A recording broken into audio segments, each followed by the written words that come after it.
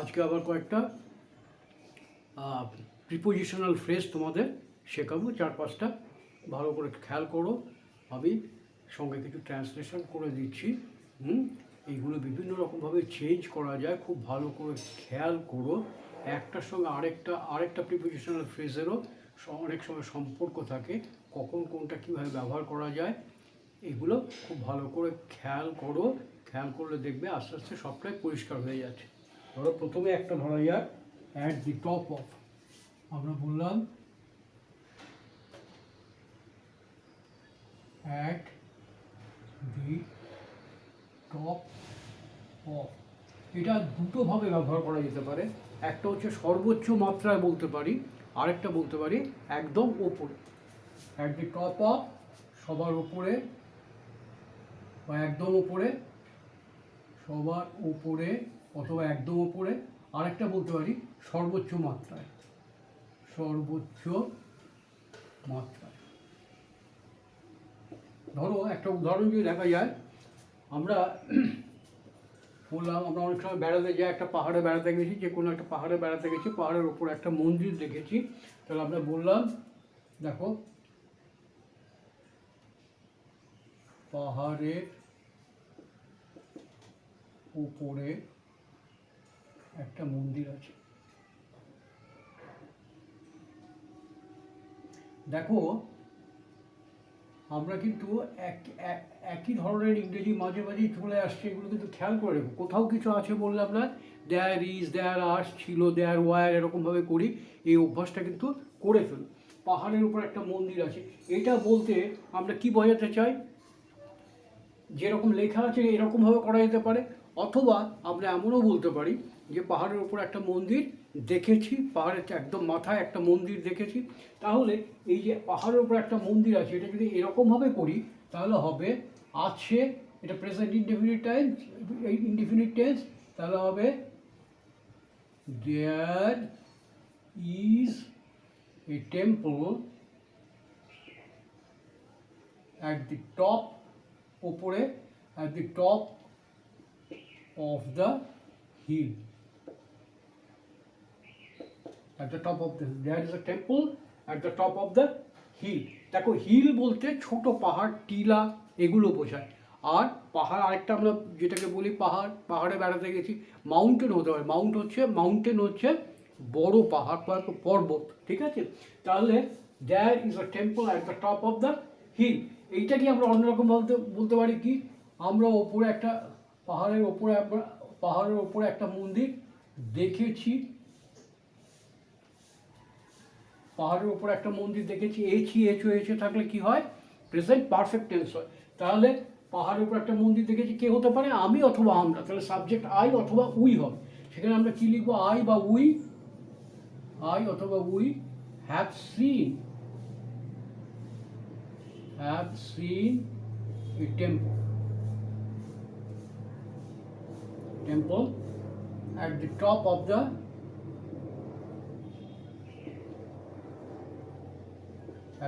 of the hill। এইবার দেখো একই কথা অন্যরকমভাবে হয়ে যেতে পারে।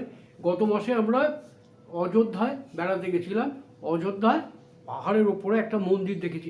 এটা কিন্তু অতীতের কথা নির্দেশ করছি। তাহলে সেখানে কিন্তু we have seen a temple at the top of the hill হবে না, তখন হবে যেটা উই হ্যাভের জায়গায় কী হবে? We had seen. বোঝা গেল? তখন আমরা বলবো উই হ্যাড এ সিন। আবার দেখো এটাকে প্যাসিভ করেও করা যায়।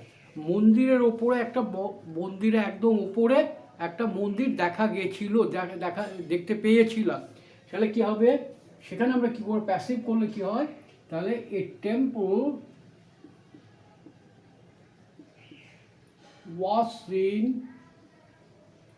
মানে দেখা গেছিল, মন্দিরের উপরে দেখা গেছিল। A temple was seen at the top of the hill. A temple was seen at the top of the hill. এই ওয়াজ, এই যে সিনের বদলেও আমরা অন্য শব্দ ব্যবহার করতে পারি, যেমন উই ওয়াজ অবজার্ভড। অবজার্ভ মানে লক্ষ্য করা, উই অবজার্ভ, পরিদর্শন করা, লক্ষ্য করা। উই অবজার্ভ, ওবি এসিআর, ভি এসিআর, এটা আর, এটা V. Observe, a temple was observed at the top of the hill. বোঝা গেল? উই নোটিস বলতে পারো, অবজার্ভের জায়গায় নোটিশও বলতে পারো। আমরা এখানে বলতে পারি we we we we had সিনের জায়গায় বলতে পারি উই নোটিস, আমরা খেয়াল করেছিলাম। We notice the temple at the top of the hill. We observe, এখানে আমরা অবজার্ভ বলতে পারি, খেয়াল করেছিলাম।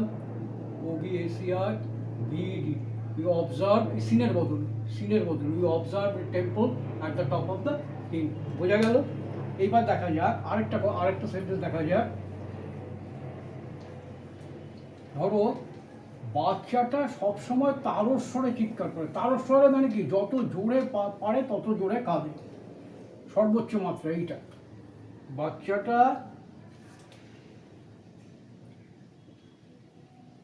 বাচ্চাটি সবসময়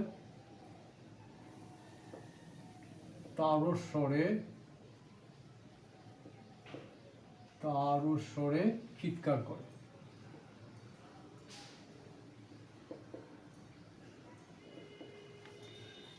এটা কোন টেন্স হবে? করে, তার অভ্যাস। তাহলে এটা হবে present indefinite tense. Present indefinite টেন্সে কি হয়? সাবজেক্ট, তারপরে মূল ভার্ব। বাচ্চাটা ইংরেজি কি? দি চাইল্ড,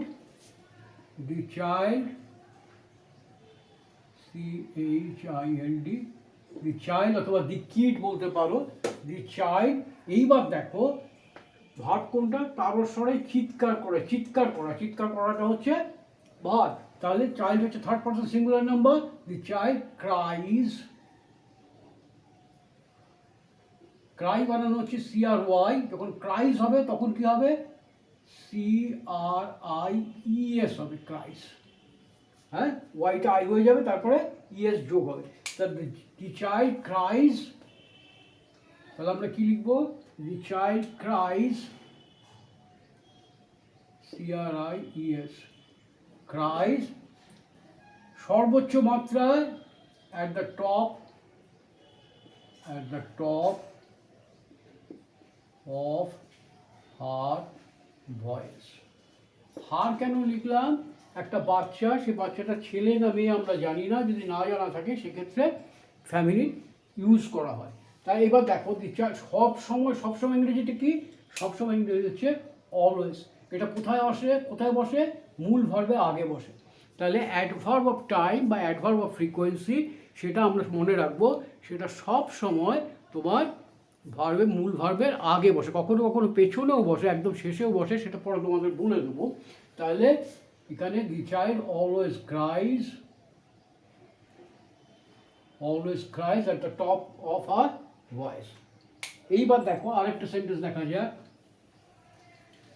সম্ভাব্য বিপদ সম্পর্কে তাকে আমি চিৎকার করে সতর্ক করে দিয়েছিলাম। একটা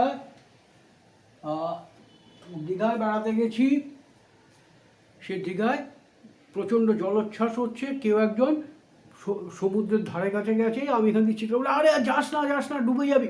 তার মানে আমি যতদূর পারি জোরে চিৎকার করে সম্ভাব্য বিপদ, যে বিপদটা ঘটতে পারে তার সম্পর্কে তাকে সতর্ক করে দিলাম। তাহলে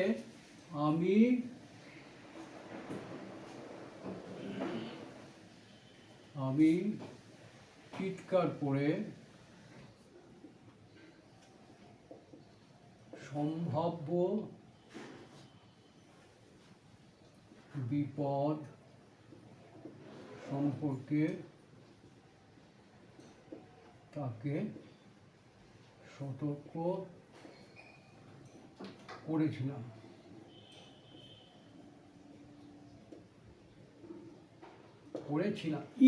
ইলামটাকে কি হবে? পাস্ট ইনডেফিনাইট হবে।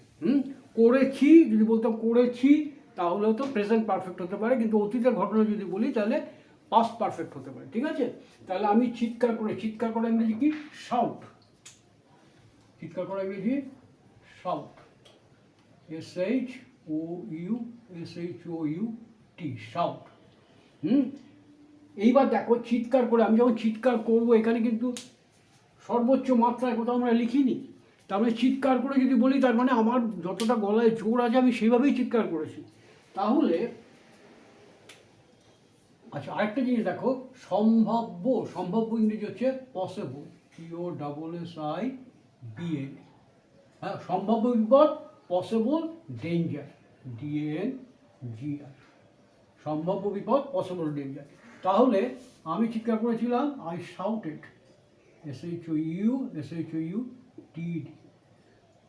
যতদূর জোরে পারি, আই শাউটেড অ্যাট হিম। এইবার দেখো, ওই আমরা ওয়ার্ড অর্ডারে পড়েছিলাম, who, what, where, when, how, why, how. হ্যাঁ, এই যে কথাটা, আমি দেখো এইখানে দেখো, আই হচ্ছে সাবজেক্ট, এটা হচ্ছে ভার্ব, এটা হচ্ছে অবজেক্ট, তারপরে কি ছিল, who, what, where, when, how, why. ঠিক আছে, দেখো এখানে ওয়্যার কথাটা আমার এখানে নেই, সুতরাং ওয়্যারটা বসবো না, কখন সেটা বলা নেই। হাউ কিভাবে, at the top of my voice, at the top of my voice, VOICE, at the top of my voice. Why? To warn him. Warn him. কেন? সম্ভাব্য বিপদ সম্পর্কে তাকে সতর্ক করতে। To warn him about the possible danger. About the possible danger. তাহলে I shouted at him at the top of my voice to warn him about the possible danger. বোঝা গেল? সম্ভাব্য বিপদ সম্পর্কে আমি যত জোরে সম্ভব চিৎকার করেছিলাম। বোঝা গেল? তাহলে অ্যাট দি টপ অফ এর ব্যাপারটা শেখা গেল। এইবার দেখা যাক আরেকটা অ্যাট ভ্যারিয়েন্স উইথ। কথাটা হচ্ছে অ্যাট ভ্যারিয়েন্স উইথ। ভ্যারি মানে কি? একটার সঙ্গে আরেকটা তোমার পার্থক্য হয়ে যাওয়া, তফাৎ হয়ে যাওয়া, vary, VARY, vary, VARY, vary. এটা হচ্ছে একটার সঙ্গে আরেকটা তফাৎ হয়ে যাওয়া, তফাৎ বা পার্থক্য, তফাৎ বা পার্থক্য হয়ে যাওয়া,